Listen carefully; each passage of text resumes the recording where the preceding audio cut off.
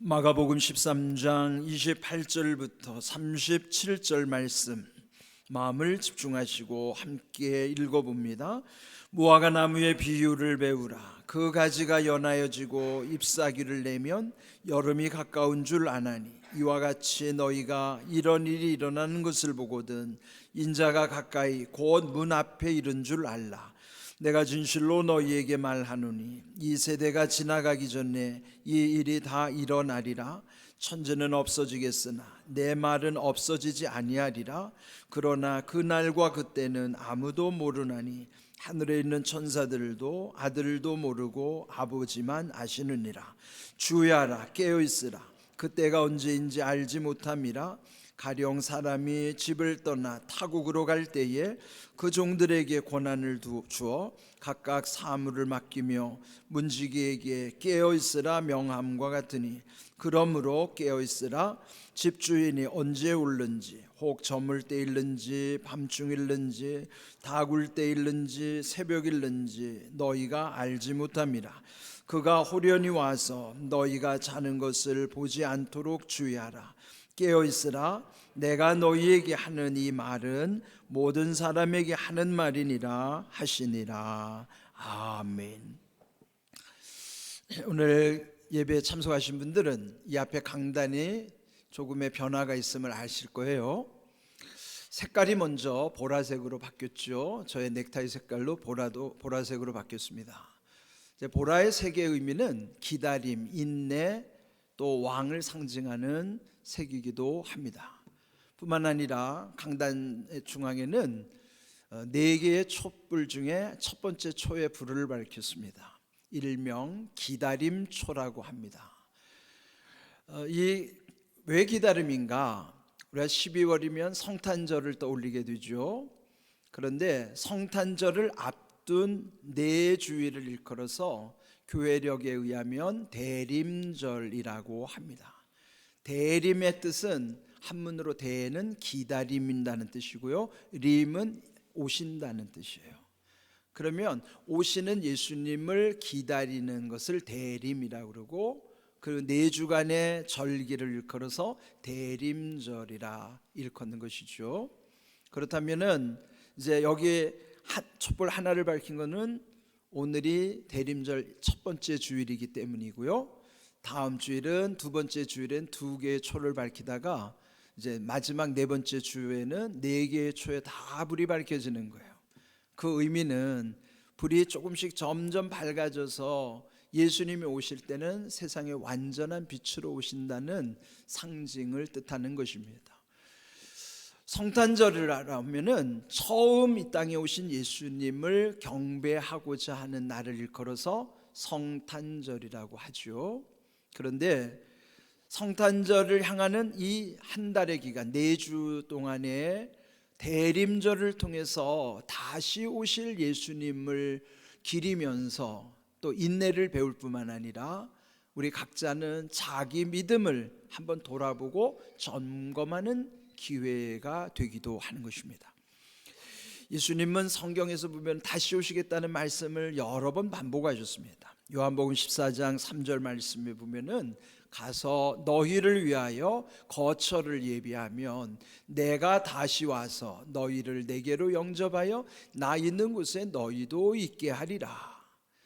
다시 오실 예수님은 우리를 위하여 거처를 예비하신 후에 오시겠다고 약속하신 것이죠. 그렇다면 예수님이 다시 오신다는 게 우리에게 어떤 의미가 있을까요? 처음 오신 성탄의 예수님은 우리를 죄에서 구원하시기 위하여 오신 거예요. 그러니까 목적은 첫 번째 오신 예수님은 우리를 구원하시기 위한 구원주로서, 그런데 다시 오실 예수님은 세상을 심판하시기 위해서 오시는 심판주로서 오시는 거예요. 그럼 예수님이 다시 오신다는 의미는 이 세상의 역사가 끝난다는 것이에요. 그걸 일컬어서 역사의 종말이라고 하는 것이죠. 그런데 예수님이 다시 오시는 역사의 종말보다도 우리의 각자 개인이 먼저 부름을 받을 때, 즉 개인의 죽음을 일컬어서는 그것도 또 하나의 종말입니다. 그래서 각각 개인의 종말과 이 역사의 종말이 우리 앞에 놓여 있는 것이죠. 마지막 역사의 종말이 좀 더디다 할지라도 우리를 언제 부르실지 아무도 알 수 없어요. 그러나 분명한 것은 우리에게도 각각 개인의 종말이 있다고 하는 것을 늘 기억하면서 살아가는 것이죠. 그렇다면 이렇게 마지막 때에, 즉 역사의 종말을 앞두고 예수님이 오시면 그때는 어떤 징조가 있다는 말씀을 하시는 거예요. 마가복음 13장 4절, 우리에게 이르소서. 여기 제자들이 예수님께 묻는 거예요. 이 모든 일이 이루어지려 할 때에 무슨 징조가 있사오리까? 징조라는 건 영어로 사인이에요. 어떤 신호가 나타나는 것이죠. 그런데 성경에 보면 이 마지막 때 일어나는 것을 요즘 우리가 많이 경험하는 거예요. 최근에 지난주에도요, 새벽에 아마 경보가 울려가지고 여러분 새벽에 일찍 잠을 깬 분들도 있을 거예요. 그 무슨 경보죠? 지진 발생했다는 경보예요. 우리나라에 진도 4만대도 그런 엄청난 경보를 울려주는데요. 그동안에 우리나라도 지진에 안전할 줄 알았는데 우리나라도 안전지대가 아니라는 거죠. 뿐만 아니라 전 세계적으로 심각한 지진들이 자주 동시다발적으로 일어나는 거예요. 그런데 성경은 예수님이 가까이 오실 때 징조 중에 하나가 이런 지진이 발생하는 거예요. 뿐만 아니라 또 전쟁, 요즘 전쟁이 쉽게 발발하는 현상, 뿐만 아니라 기근과 홍수, 요즘 이 기후의 변화라든지 이런 모든 것은 예수님이 다시 오실 징조를 나타내 주신다고 성경 말씀하고 있습니다. 그런데 오늘 그 많은 징조 가운데 여기서 또 강조하시는 말씀은 마지막 때 나타나는 것이 속이는 현상이라고 하는 것입니다. 마가복음 13장 5절 말씀에 보면은 예수께서 이르시되 너희가 사람의 미혹을 받지 않도록 주의하라. 미혹이라는 건요, 교묘하게 속이는 것을 미혹이라고 하는 것입니다. 옛 어른들이 눈을 뜨고도 코베가는 세상이라고 그러는데 지금이 그런 시대가 됐어요. 요즘 정보화 사회가 발달하면 할수록 요즘 익숙하게 들리는 것이 보이스피싱이죠. 그 보이스피싱 얘기가 언제적 이야기인데요, 갈수록 교묘해지니까 그 보이스피싱에 당한 사람들이 더 많아지고요, 거기에 손실액이 상상할 수 없을 정도로 늘어나고 있어요. 어떻게 보이스피싱이라는 정체를 알면서도 어떻게 속을 수 있을 만큼 그렇게 교묘하게 속일까? 그렇다면은 이때를 우리는 어떻게 생각할 수 있을까요? 예수님이 다시 오실 때가 가까이 이르면 이런 현상들이 극심하게 나타난다는 것이죠. 그래서 요즘 보면은 이 미혹하는 주체가 누구냐면 사람이에요. 사람에게 속는 거, 이거 조심해야 된다는 것이죠. 그런데 성경은 우리가 이렇게 속는 이유를 또 설명을 하고 계세요. 야고보서 1장 15절을 보시면은 욕심이 잉태한 즉 죄를 낳고 죄가 장성한 즉 사망을 낳느니라. 내 사랑하는 형제들아 속지 말라. 속지 말라는 것을 앞에서 뭘로 풀어주는가 하면은 그 원인이 욕심 때문이다 하는 거예요. 그렇다면은 속이는 사람들은 우리 안에 있는 욕심을 자극하는 거예요. 그러니까 욕심 있는 사람은 속기를 잘하는 것이죠. 그런데 그 욕심으로 인하여 결국은 죄를 짓게 되고 죄를 그대로 방치하면 사망에 이를 수밖에 없다고 말씀하고 계시는 거예요. 우리 안에 얼마나 다양한 욕심들이 존재하는지 몰라요. 보이스피싱은 돈과 관련된 욕심이겠지만은 또 다른 우리 안에 보면 쾌락이라고 하는 욕심, 그런 음란의 영이 우리 가운데 작동하는 것이죠. 그러니까 얼마나 많은 욕심들이 우리 안에 있는가. 교묘하게 이런 것들을 우리를 자극하면은 작정하고 속이면 속지 않을 재간이 없어요. 그래서 여기 속지 말라고 말씀하신 것처럼 속지 않는 것은 우리의 힘으로 안 됩니다. 속지 않으려면 그것 또한 하나님께서 분별을 주셔야 되고 지혜를 주셔야 되고 더더군다나 하나님이 지켜주셔야만 속지 않는 거예요. 그런데 갈라디아서 6장 7절을 보시면요, 속이는 현상을 심각하게 말씀하고 있어요. 스스로 속이지 말라. 하나님은 업신여김을 받지 아니하시나니 사람이 무엇으로 심든지 그대로 거두리라. 스스로 속인다는 건 자기가 자기를 속이는 거죠. 그런데 흔히 우리는 속이는 것은 남을 대상으로 한다고 생각하는 거예요. 그런데 남을 속이는 것은 먼저 자기를 속여야만 남도 속일 수 있는 거예요. 속이는 현상은요, 먼저 자기를 속이는 거예요. 근데 그게 왜 심각한가? 스스로 속이는 것, 자기를 속이고 남을 속이는 것이 하나님과 관계가 있기 때문이에요. 그 속이는 것을 일컬어 하나님을 업신여긴다고 말씀하시는 거예요. 우리는 사람 간의 관계이지만 하나님은 그건 나를 업신여기는 거다. 여러분이 말씀을 들을 때 우리가 이런 부분에서 심각하게 여겨야만 하는 것입니다. 그런데 그렇게 하나님을 업신여기면 그렇게 속이는 것은 또 하나는 뭐냐면 심는 것과 똑같다는 거예요. 심으면 거기에서 열매가 나오듯이 속이는 것을 심으면은요, 그 속이는 것을 뿌린 대로 결국은 다 자기가 거두게 하시겠다고 하시는 것입니다. 여러분, 속여서 잘 되는 것 같지만 그것은 언젠가는 패망의 길이 되는 거예요. 그러면 이러한 마지막 때 일어나는 현상들 중에서 우리가 깊이 새겨야 될 것은요, 속이는 현상들, 속고 속이는 것, 속이지도 말고 속지도 말라고 말씀하시는 거예요. 그렇게 하기 위해서 우리는 먼저 하나님과의 바른 관계 속에 살아가야 되는 것이죠. 그런데 속이는 것 중에서 정말로 심각한 속이는 현상은요, 우리의 영을 속이는 거예요. 마가복음 13장 22절, 거짓 그리스도들과 거짓 선지자들이 일어나서 이적과 기사를 행하여 할 수만 있으면 택하신 자들을 미혹하려 하리라. 택하신 자가 누굴까요? 성도죠. 구원받은 성도들을 마귀는 그냥 두지 않아요. 미혹하려 한다는 것은 교묘하게 속이는 것인데, 이 그들을 일컬어서 한마디로 표현하면 영적 사기꾼들이에요. 그 영적 사기꾼들을 여기서 구체적으로 표현하기를 거짓 그리스도들, 왜요? 이런 사람이 한둘이 아니니까 거짓 그리스도들이라고 표현하는 거예요. 그런 요한계시록의 이를 일컬어 적그리스도라고도 말하고도 하잖아요. 또한 거짓 선지자들, 이거는 뭐예요? 이단의 교주들을 말하는 거예요. 근데 요즘 이런 심각한 현상들이 얼마나 많은지 몰라요. 요즘은 유튜브가 너무나 가까이 있기 때문에 유튜브 속에서 별의별 일들을 다 겪잖아요.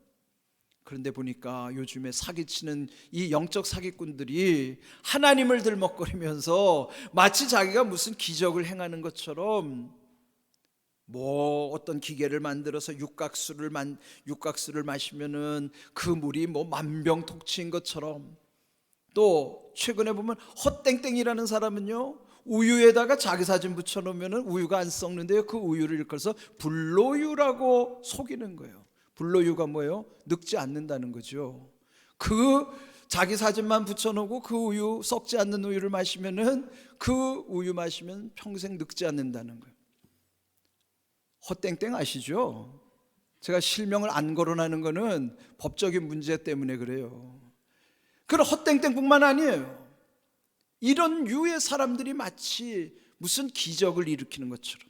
그런데 속지 마십시오. 인간은 기적을 일으키는 존재가 아니에요. 속이는 거예요. 그래서 사람이 별난 사람이 없어요. 다 죄인이고 연약한 존재인데 속이기 때문에 속을 뿐이죠. 그렇다면 먼저 전제가 있어요. 그 뭐냐면 모든 인간은 죄인이고 모든 인간 연약하기 때문에 능력 없다. 그러면 능력을 발휘하는 사람을 믿으면 안 돼요. 그는 속이기 때문이죠. 그런데 교묘하게 우리 안에 욕심을 자극해서 뭐 얼마를 투자하면은 뭐 몇 배로 얼마를 주겠다, 그런 상식적으로도 통하지 않는 이야기를 하면 그는 믿으면 안 돼요. 그런데 사람들은 자기 욕심이 발동하면 믿고 싶은 것을 믿는 거예요. 마치 그럴 것처럼 그럴싸해 보이니까 속아 넘어가는 것이죠. 조심해야 됩니다. 사람에게는 능력이 없는 거예요. 그러니까 이상한 능력이 나타났다고 하면 그 사람을 거짓 그리스도, 거짓 선지자로 보면 됩니다. 그러면 속을 리가 없어요. 왜? 성경이 말씀하셨으니까. 사람에게 소망을 두면 망하는 겁니다. 그러니까 우리는 하나님께만 소망을 두고 사는 것이지, 무슨 별난 인간, 초능력을 지닌 인간의 그 사람이 우리를 구원하는 게 아니에요. 여러분, 이 영적 사기꾼들을 조심해야 됩니다. 조심해야 돼요. 특별히 유명세를 타는 사람 조심해야 돼요. 유명한 사람 조심하세요. 사람은 유명해지면 다 넘어지고 타락하게 돼 있어요. 믿음도 유명하려고 믿으면 안 돼요. 우리가 믿는 것은 하나님과의 우리의 관계가 분명하기 위해서 믿는 거예요. 하나님과 우리의 관계만 분명하다면 우리의 생활 속에서 이루어지는 모든 삶은 선명해지는 것입니다. 선명이 뭔지 아시죠? 다 드러나 보이는 거란 말이에요. 요즘 미세먼지가 자욱하면은요, 날씨가 환한 대낮인데도 선명하지가 않은 거예요. 그러니까 환하다고 해서 다 보이는 게 아닙니다. 요즘에 우리를 이렇게 가리는 미세먼지 같은 현상들이 얼마나 많은지 선명하지 않게 만드는 일들이 많아요. 그런데 내 생활이 선명해지려면 하나님과의 관계가 분명해지면 됩니다. 그건 뭐예요? 한마디로 말, 믿음이 분명하면 삶이 선명해진다는 뜻이에요. 한번 따라해 볼까요? 믿음이 분명하면 삶이 선명해집니다. 맞습니다. 믿음이 분명하면 삶이 선명해지게 돼 있어요. 그러면 안 속는 거예요. 왜 속아요? 선명하지 않으니까 속는 거죠. 믿음이 분명해져야 됩니다. 그러면 마지막 때 일어나는 이런 속이는 현상들에, 거기에 유혹에 넘어가지 않아요. 사람이 무슨 기적을 일으킨들 그거는 속이는 현상이기 때문에 거기에 농락당할 이유가 없죠. 이런 사실을 우리가 명확하게 해야 됩니다. 그래서 오늘 33절 말씀에도 보면 주의하라, 조심하라, 깨어있으라, 그때가 언제인지 알지 못합니다. 이런 지금 말씀드린 현상들은 예수님이 다시 오실 때가 가까이 오면 더 극심해지는 현상들이에요. 그러면 더 많이 속을 수밖에 없는 사실인데, 그래서 주의하라, 조심하라, 깨어있으라. 다시 오실 주님의 때가 언제인지는 아무도 알 수 없어요. 그런데 이것도 속이는 영적 사기꾼들이 있어요. 다시 오실 예수님이 언제 오겠다고 말을 해주는 거예요. 우리가 한번 역사에서 경험했죠. 1992년 10월 28일 날, 벌써 오래됐죠. 세계를 발칵 뒤집어 놨어요. 그러니까 다시 오실 예수님이 언제 오실지 모르는 거지. 그거를 그냥 이장님이라는 사람이 사기를 쳐가지고, 그 영적 사기꾼 때문에 그때 이후로 기독교는요 침체의 길로 접어들은 거예요. 그 이장님 사건 이후에. 그래서 여러분, 이렇게 사기치는 것도 믿으면 안 돼요.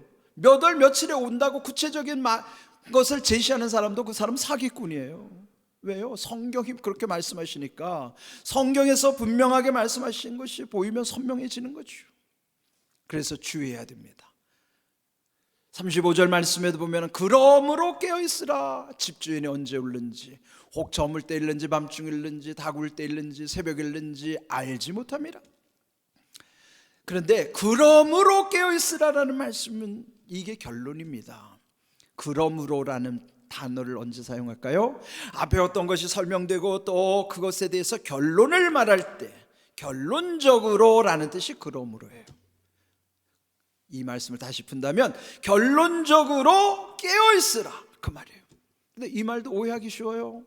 마치 육신이 깨어있는 것을 말하는 것처럼 오해하면 안 됩니다. 우리 육신은 쉽게 피곤해지니까요, 육신은 잠을 자야 됩니다. 그래서 여러분, 힘들 때면은 되도록이면 잠을 많이 주무세요. 육체는 잠을 충분히 자야 되는 존재이기 때문에 육신은 잠을 자야 회복되고 유익한 겁니다. 그러나 영은 잠자는 존재가 아니에요. 영은 언제든지 깨어 있어야 되는 거예요. 우리 육신이 잠들어 있어도 그때 영은 깨어 있는 거예요. 그런데 영이 잠들어 있으면 죽는 겁니다. 영이 잠들어 있으면 어떻게 될까요? 하나님부터 멀어지는 거예요. 그래서 여기서 말씀하는 것처럼 그러므로 깨어있으라는 것은 육신이 깨어있으라는 말씀이 아니라 영적으로 잠들지 말라는 거예요. 영이 깨어있어야 한다는 것입니다. 그런데 이 말씀을 오늘 37절 마지막 읽은 말씀에 보면은 이렇게 깨어있으라고 하는 것은 어떤 특정인에게만 하는 것이 아니라 모든 사람에게 하는 말이라. 모든 사람에게 하는 말이란 교회 안에서 지금 예배드리는 우리에게만 하시는 말씀이 아니라 저 세상에 아직 하나님을 알지 못하는 모든 사람들에게도 똑같이 적용된다는 거예요. 그들도 들어야 되는 말씀이라는 거예요. 모든 사람이 들어야 할 말씀, 그 결론이 깨어있으라. 그러므로 깨어있으라, 이 말씀이에요. 36절, 그가 호련히 와서 너희가 자는 것을 보지 않도록 하라. 영적으로 잠들어 있지 않도록 하라는 거예요. 육신은 자도 상관없어요. 그러나 영이 잠들지 않도록 하면, 그럼 잠든 상태의 교회는 어떻게 해요? 예배가 썰렁하거나 그냥 교회가 교회답지 못하거나 그러면 다 그 영이 잠들어 있는 교회예요. 사랑이 식어진 가정, 거기도 영이 잠들어 있는 가정이죠. 그 주님이 다시 오실 때 그런 거 보이지 않도록 하라는 거죠. 호련이라는 뜻은요, 갑자기라는 뜻이기도 하지만 내가 생각하지 못했던 때를 의미하는 거예요. 깜짝같이 오시는 거죠. 그래서 우리는 항상 영은 깨어 있어야 돼요. 다시 말씀드립니다. 육신은 잠을 충분히 주무셔도 되고 영은 잠들면 안 돼요. 영이 깨어 있어야만 하는 것입니다.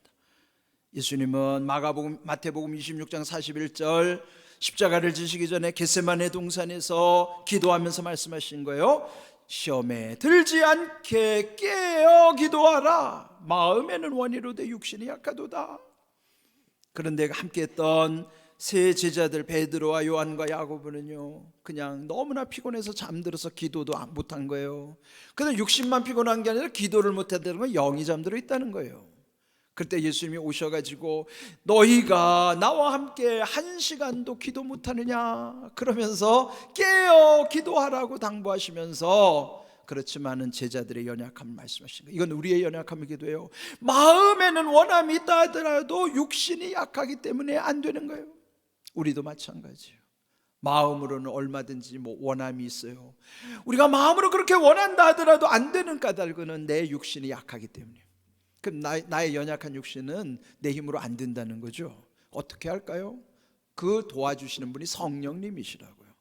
하나님의 영이신 성령이 내게 오셔서 나를 도와주실 때만이 나의 이 연약한 육신 가운데 그걸 감당할 수 있도록 인도해 주시는 것입니다.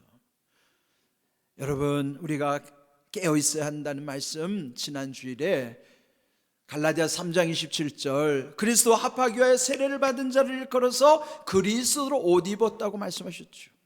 우리는 그리스도로 옷을 입었다 그러면 그리스도로 옷 입은 자는 영이 잠들지 않아요. 늘 깨어서 주님과 함께 동행하는 사람, 그런 사람의 특징은 뭐든지 주님이 생각나요. 잠에서 깨어나면 제일 먼저 주님이 생각난다고요. 무슨 일을 하든지 다 주님이 생각나게 돼 있어요. 여러분도 누군가에게 은혜를 입었을 때, 가령 어떤 선물을 받았어요. 그러면 선물만 보이는 게 아니라 선물 준 사람 생각나죠? 마찬가지예요. 우리에게 베푸신 어떤 것이 하나님의 은혜라고 생각하면 은혜의 현상만이 보이는 게 아니라 은혜를 주신 그분이 생각나는 거예요. 내게 선물을 준 그분이 생각나는 것처럼 우리도 모든 게 하나님의 은혜라고 여겨지는 사람은 무슨 일을 하든지 나에게 은혜 주신 그분이 먼저 생각나는 거예요. 왜 그럴까요? 그리스도 안에 있기 때문이에요. 그 사람은 영이 깨어 있기 때문에 그런 거예요. 그래서 우리는 항상 깨어 있어야 돼요. 그러면 내 자신을 점검해 보면은 내가 영적으로 깨어 있는지 안 있는지는 다 알잖아요.